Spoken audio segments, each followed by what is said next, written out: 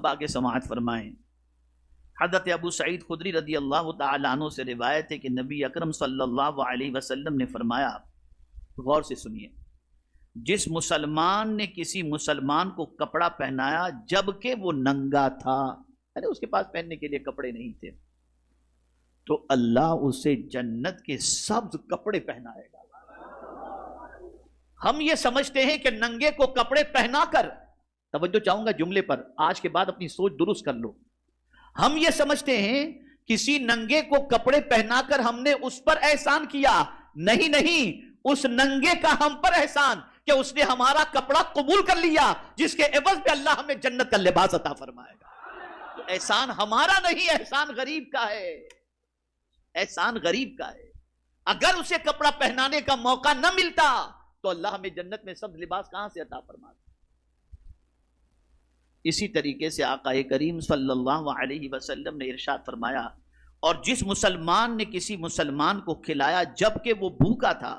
تو اللہ تعالیٰ اسے جنت کے پھل کھلائے گا، اور جس مسلمان نے کسی مسلمان کو پانی پلایا جبکہ وہ پیاسا تھا تو اللہ تعالیٰ اسے جنت کی مہر بند شراب پلائے گا، یعنی ایسی شراب جو سیل پیک ہوگی، اللہ تعالیٰ پانی پلانے والے کو جنت کی شراب پلائے گا۔ جنت کی شراب یہ آج جیسی شراب جو ملتی ہے، آپ اس تصور میں مت جائیے گا، یہاں کی شراب پینے والا بہک جاتا ہے، وہاں بہکتا نہیں ہے، وہ شرابن طہورا ہے، پاک شراب قرآن کہتا ہے، پاک شراب۔ اے رسول اعظم صلی اللہ تعالی علیہ وسلم کے دیوانوں، مزید سماعت فرمائیں۔ حضرت عبید اللہ ابن عبداللہ نے حضرت ابو ہریرہ رضی اللہ تعالیٰ عنہ کو فرماتے ہوئے سنا، یہ بھی بخاری شریف کی حدیث ہے، ایک تاجر لوگوں کو قرض دیا کرتا تھا، جب کسی تنگ دست کو دیکھتا تو اپنے نوکروں سے کہہ دیتا کہ اس سے درگزر کر جاؤ، یعنی کسی کو قرض دیا، اب وہ قرض لینے والا جس پر قرض ہے، جو مقروض ہے، وہ گزرتا، تو وہ تاجر جس نے قرض دیا تھا نا، وہ اپنے نوکروں سے کہتا ہے اس کو سختی مت کرنا، جانے دو، لینے جا دو، اس کو درگزر کرو، تھوڑا سا لیٹ گو کرو۔ یعنی کیا ہوتا ہے، چائے سے زیادہ پیالے گرم ہوتے ہیں نا، چائے سے زیادہ پیالے گرم ہوتے ہیں۔ سیٹ کچھ نہیں کہتا، ابھی تک پیسے نہیں دیا تو نے، کہاں جا رہا ہے، تاکہ سیٹ خوش ہو جائے۔ لیکن وہ تاجر کتنا عقل مند تھا، تاجر اپنے نوکر سے کہہ رہا ہے کہ جس کو ہم نے قرض دیا ہے وہ اگر گزرے تو اس کو نظر انداز کرو، یعنی پکڑنا نہیں، سختی مت کرنا، یہ نہیں۔ شاید کہ اللہ تعالیٰ بھی ہم سے آخرت میں درگزر فرمائے۔ چنانچہ اللہ تعالیٰ نے اس کے مرنے کے بعد اس کو بخش دیا۔ ذرا سوچو آپ، یہ سب سیکھنے کی ضرورت ہے۔ یہ کباڑا جو آج پوری دنیا میں مسلمانوں کے درمیان ہے نا، اس کی وجہ یہ چیز ہم نے نہیں سیکھی۔ آج ہم کتنے مسلمانوں کو راحت دیتے، نہیں دیتے، کس نے پریشان حالوں کی پریشانی دور کرتے، نہیں کرتے، اور پریشانی میں اور مصیبتوں میں گرفتار کرنے کی کوشش کرتے ہیں۔ ہم پریشان نہیں رہیں گے تو کیا ہوگا؟ ذرا دیکھو مسلمانوں کی پریشانی کو دور کرنے کے فائدے کو۔ آئیے ایک حدیث شریف سناؤں۔ ایک صحابی کے وصال کے بعد کسی نے ان کو دیکھا کہ جنت میں ٹہل رہے ہیں، پوچھا ان سے کہ کس عمل نے آپ کو جنت میں داخل کر دیا؟ انہوں نے فرمایا کہ ایسا تھا کہ لوگ نماز کے لیے ایک راستے سے جاتے تھے، وہاں ایک کانٹے دار درخت تھا، وہ کانٹے دار درخت کی وجہ سے آنے جانے والوں کو تکلیف پہنچتی تھی، ان کا کپڑا اس کانٹے دار درخت سے الجھ جاتا تھا، تو مسلمانوں کو تکلیف نہ ہو، میں نے یہ تکلیف دینے والے کانٹے دار درخت کو وہاں سے ہٹا دیا، بس میرے اللہ کو یہی ادا پسند آ گئی، اور اس وجہ سے اللہ نے مجھے بخش دیا۔ یہاں تو کانٹے بچھائے جاتے، ہٹائے نہیں جاتے، کیا کیا جائے، کانٹے بچھائے جاتے۔ میرے پیارے آقا صلی اللہ تعالی علیہ وسلم کے پیارے دیوانوں، حضرت عبداللہ ابن عباس رضی اللہ تعالی عنہما مسجد نبوی شریف میں ماہ رمضان المبارک میں اعتکاف کے اندر تھے۔ ایک پریشان حال آیا، آ کر کے حضور صلی اللہ علیہ وسلم کے مزار اقدس کی طرف اشارہ کیا، اور اشارہ کر کے کہتا ہے، اے ابن عم رسول اللہ، اے رسول اللہ صلی اللہ علیہ وسلم کے چچا کے بیٹے، میں سرکار کو گواہ بنا کر کہتا ہوں، میں چند دنوں سے بھوکا ہوں اور قرض کے بوجھ تلے دبا ہوا ہوں، اس زمانے میں جھوٹ بھی تو نہیں بولتے تھے نا. مسئلہ تو یہ ہے, آج تو ڈپلیکیٹ بھی اتنے ہیں کہ جس کی کوئی انتہا نہیں, اللہ ماشاء اللہ. جیسے انہوں نے کہا تھے اعتکاف کے اندر, وہ بھی رمضان المبارک کا سنت اعتکاف, اٹھے جوتے لیے مسجد سے باہر نکلنے لگے تو اس سائل نے کہا حضور بلا ضرورت شرعی مسجد سے نکلنے سے اعتکاف ٹوٹ جاتا ہے, حضور آپ نکلیں گے تو اعتکاف ٹوٹ جائے گا. اب جواب سنیے, ارشاد فرماتے تیرا کہنا اپنی جگہ بالکل صحیح ہے, لیکن میں نے میرے نبی صلی اللہ علیہ وسلم سے سنا ہے کہ جو شخص کسی مسلمان کی تکلیف کو دور کرنے کے لیے چند قدم چلا, اس کا میری مسجد میں 2 مہینے تک اعتکاف کرنے سے بہتر ہے. یہ ہے وہ لوگ, ذرا سوچیں جو مسلمانوں کو تکلیف پہنچاتے ہیں, وہ لوگ سوچیں جو مسلمانوں کی آبرو پر ہاتھ ڈالتے ہیں, وہ لوگ ذرا سوچیں جو مسلمانوں کے مالوں پر ہاتھ ڈالتے ہیں, وہ لوگ ذرا سوچیں جو مسلمانوں کو اذیت پہنچاتے ہیں, وہ لوگ ذرا سوچیں جو مسلمانوں سے سلام کلام ترک کرتے ہیں, اور وہ لوگ ذرا سوچیں جو مسلمانوں کے راہوں کے اندر کانٹے بچھاتے ہیں, ان کا انجام کیا ہوگا. اب یہاں تک عرض کرنے کے بعد اب میں آپ سے جو گزارش کرنا چاہوں گا, اور بھی بہت ساری حدیثیں میری نگاہوں کے سامنے ہیں, لیکن اتنا وقت نہیں کہ میں ان احادیث کو آپ کے سامنے پیش کروں. دماغ اور سوچ کو سنوارنے کے لیے اتنی احادیث پر بھی اگر آپ نے اور ہم نے عمل کیا تو یہ کافی ہے. اب یہ احادیث بیان کرنے کی وجہ کیا ہے؟ 1500 سالہ آقائے کریم صلی اللہ علیہ وسلم کے میلاد منانے کا پوری دنیا کے اندر ایک عظیم جذبہ پایا جا رہا ہے. بہت اچھا ہے, اور میں بتاؤں گا انشاءاللہ زندگی رہی تو کہ جشن عید میلاد النبی صلی اللہ علیہ وسلم منانا اور اس میں خوشیوں کا اظہار کرنا یہ قرآن سے ثابت ہے. بتاؤں گا میں انشاءاللہ. لیکن آج مجھے بتانا ہے کہ آپ جشن عید میلاد النبی صلی اللہ علیہ وسلم کس طرح مناؤ. سرکار صلی اللہ علیہ وسلم جب فرش گیتی پر تشریف لائے, ولادت ہوئی, تو ابو لہب نے سویبہ کو آزاد کیا. ابو لہب کون تھا؟ حضور کا چچا.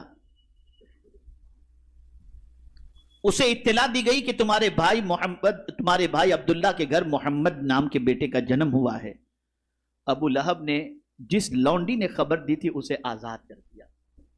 ابو لہب کے مرنے کے بعد حضرت عباس رضی اللہ تعالیٰ عنہ نے خواب میں دیکھا ابو لہب کو, جس کی مذمت میں اتنا بڑا وہ کافر تھا جس کی کوئی انتہا نہیں تھا, حضور کا چچا,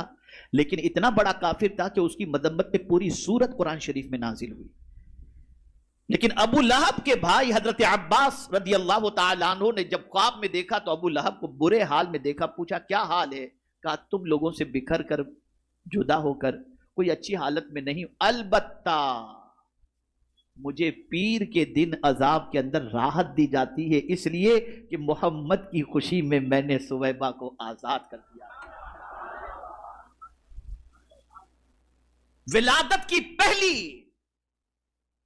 ولادت کا پہلا فائدہ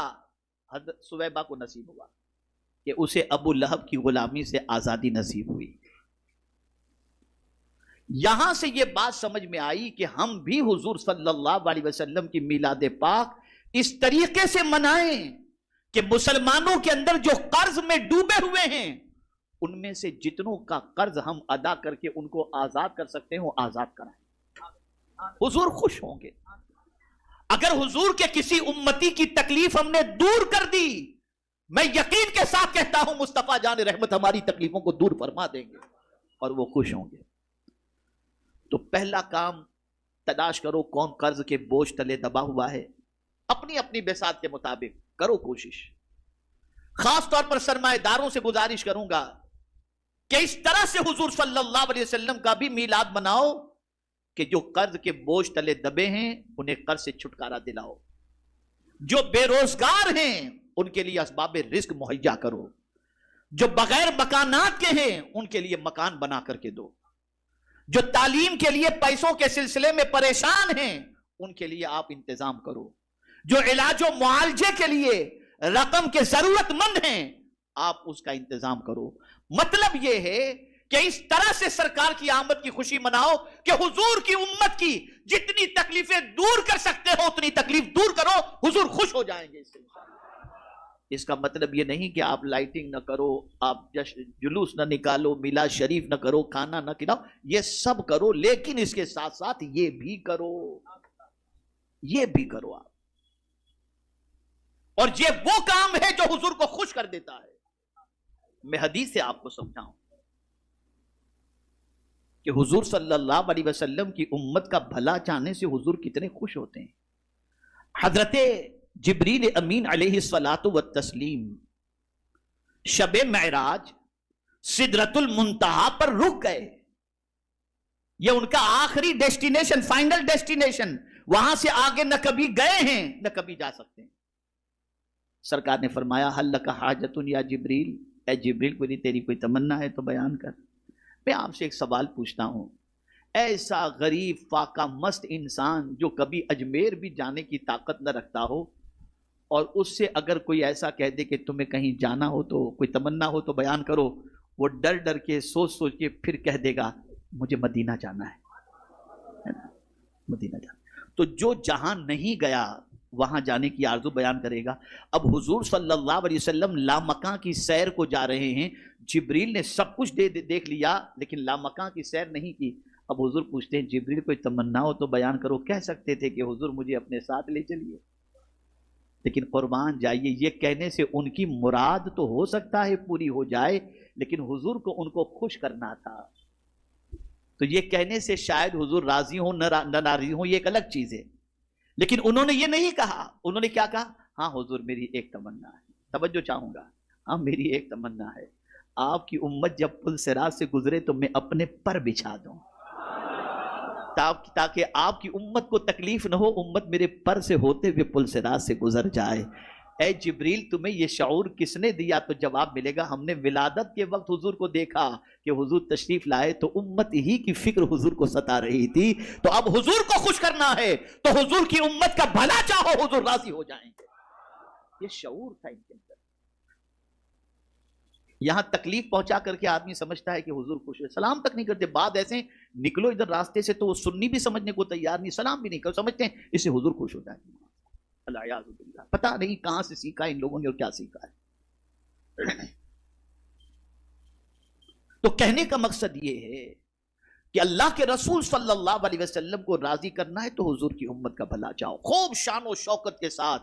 بہت اچھی طریقے سے، فل اہتمام کے ساتھ میرے آقا صلی اللہ علیہ وسلم کی میلاد پاک کی خوشی مناؤ، اچھی طریقے سے سجاؤ، لباس زیب تن کرو، لیکن اللہ نے بے پناہ دولت دی ہے تو میری گزارش ہے غریبوں کو غربت سے چھٹکارا دلاؤ، مقروض کو قرض سے چھٹکارا دلاؤ، بغیر تعلیم کی زندگی گزارنے والوں کے لیے تعلیم کا انتظام کرو، علاج و معالجے کے لیے پریشان لوگوں کے لیے علاج و معالجے کا انتظام کرو، نیت ایک ہی رکھو، حضور آپ راضی ہو جائیں،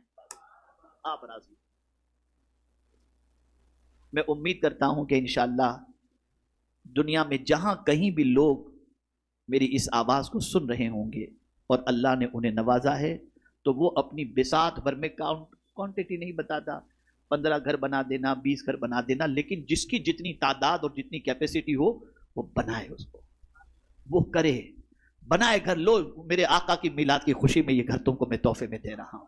جو مقروض ہے انہیں کہے، یہ کہہ کر دے کہ یہ سب کچھ میرے آقا کی میلاد کی 1500 سالہ میلاد کی خوشی میں کر رہا ہوں۔ میں یہ نہیں کہتا کہ مسجد نہ بناؤ، یہ نہ بناؤ، وہ نہ بناؤ، لیکن میں اتنا ضرور کہوں گا کہ حضور کو خوش کرنا ہے تو یہ بہت بڑا عمل ہے، اس کی طرف توجہ دو۔ اور یہ بھی نہیں کہتا کہ آپ پیسہ سنی دعوت اسلامی کو دو، سنی دعوت اسلامی گھر بنائے گی، نہیں، میں آپ سے کہتا ہوں آپ خود اپنا گروپ بناؤ اور اپنے اعتبار سے آپ پورے گروپ والے مل کر کے کام کرو۔ اگر مدد کی ضرورت یا رہنمائی کی ضرورت پڑی تو ہم آپ کے لیے حاضر ہیں، لیکن ہم یہ نہیں کہتے کہ آپ ہم کو پیسہ دو ہم کریں گے، آپ کرانا چاہیں الگ چیز ہے، لیکن میری گزارش یہ ہے کہ آپ خود اپنے ہاتھوں سے یہ کام انجام دینے کی کوشش کرو۔ اگر رکاوٹ ہو تو ہم حاضر ہیں، انشاءاللہ آپ دیکھیں گے کہ جب بے گھر انسان کے ہاتھ میں جب گھر کی چابی دیں گے نا، خدا کی قسم اس کے دل سے جو دعا نکلے گی نا، اس دعا سے اللہ اور اس کے رسول اتنے راضی ہوں گے جس کی کوئی انتہا نہیں۔ جو قرض کے بوجھ تلے رات و دن سو نہیں پا رہا اور خودکشی کے دروازے تک پہنچ چکا ہے، جب اس کے قرض کا ذمہ آپ اپنے سر لے لیں گے اور اس کا قرض ادا کر دیں گے اور تاکید کر دیں گے کہ آئندہ یہ چکر میں نہ پڑنا، آپ دیکھیں جب وہ جائے گا اور جس رات وہ سکون سے سوئے گا، حضور صلی اللہ علیہ وسلم کے صدقے میں اللہ آپ کو سکون کی دولت سے مالا مال فرما دے گا۔ یہ سب کام کریں۔ اللہ عز و جل آقا کریم رؤوف الرحیم علیہ التحیۃ والتسلیم کے صدقہ و طفیل مجھے آپ کو سب کو 1500 سالہ جشن میلاد مصطفیٰ صلی اللہ علیہ وسلم شریعت کے حدود میں رہتے ہوئے قرآن و سنت کی روشنی میں اللہ کے رسول صلی اللہ علیہ وسلم کی تعلیمات پر عمل کرتے ہوئے ہمیں منانے کی توفیق